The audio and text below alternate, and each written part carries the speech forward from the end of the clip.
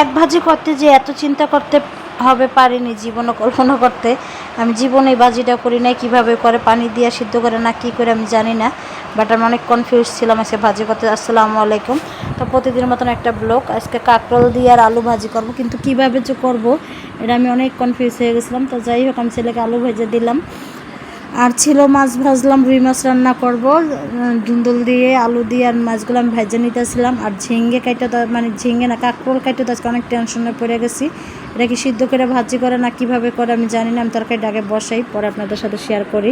তো এদিকে পেঁয়াজ মরিচ ভেজে নিলাম, আদা রসুন সব মশলা দিয়ে দিব, দিয়ে সুন্দর করে কষে তরকারিগুলো দিয়ে দিব।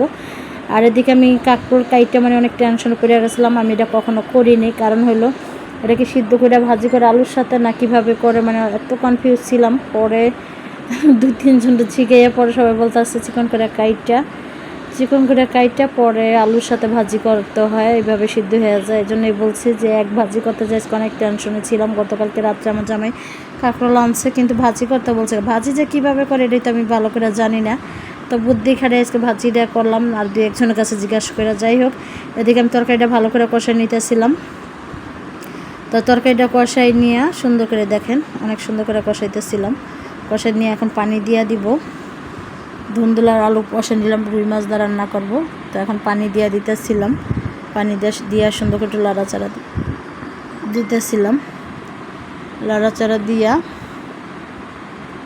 এখন মাছগুলো দিয়ে দেবো। যেহেতু আমি হালকা করে ভাজছি মাছগুলো, রুই মাছগুলো হালকা করে ভাজিয়ে দেন। তরকারিটা কমা প্রায় হয়ে গেছে, আমি ওদিকে বাসা একটু কাজ করে আসছি তরকারি বসাইয়া। তাই তো মাছের তরকারিটা হয়ে গেছে, কত মজাদার একটা মাছ। আর এদিকে আমি কাঁকরোল ভাজি নিয়ে এসে টেনশনে পড়ে গেছিলাম। তো ওই কাঁকরোল ভাজি এসে করবো। তো পেঁয়াজ আগে মরিচ ভাজা নিয়েছি, পরে আলু পেঁয়াজ ভাজা। আমি তো ফার্স্টে ভাবছিলাম এটি সিদ্ধ করে নিতে হয়, সবাই বলতেছে না সিদ্ধ করে না। কয়েকজনটা জিজ্ঞেসি এটা কীভাবে ভাজি করে। তো পরে আস্তে আস্তে দেখি ভাজি করতে করতে একবার নরম হয়ে গেছে। তা ভাজিটা আমি করতেছি। ভাজিটা করার সময় অনেক টেনশন ছিল যে এটা কি সিদ্ধ হবে কি হবে না। আমি চিকন করে কাটছি, যতটুকু পারছি চেষ্টা করছি। পরে আস্তে আস্তে আলহামদুলিল্লাহ ভাজিটা লাড়তে চাড়তে দিয়ে একবারে সিদ্ধ হয়ে একবারে মানে উন্নিয়া গেছে, মানে এরকম হয়ে গেছে একবারে। মানে দেখেন কত সুন্দর একটা কালার আসছে। আর তো আমার ভাজিটা হয়ে গেছে মাশাআল্লাহ দিলে। তো দুপুরে খাবার আমাদের রুই মাছ আর এই ভাজিটা কলম খেতে কলম অনেক মজা হয়েছিল। আমি তো এটা পরে ভিডিও করছি, আসলে অনেক মজা হয়েছিল। তো দুপুরের খাবারটা আর যে বিকালের জন্য কিছু ফল টল কেটে নিলাম।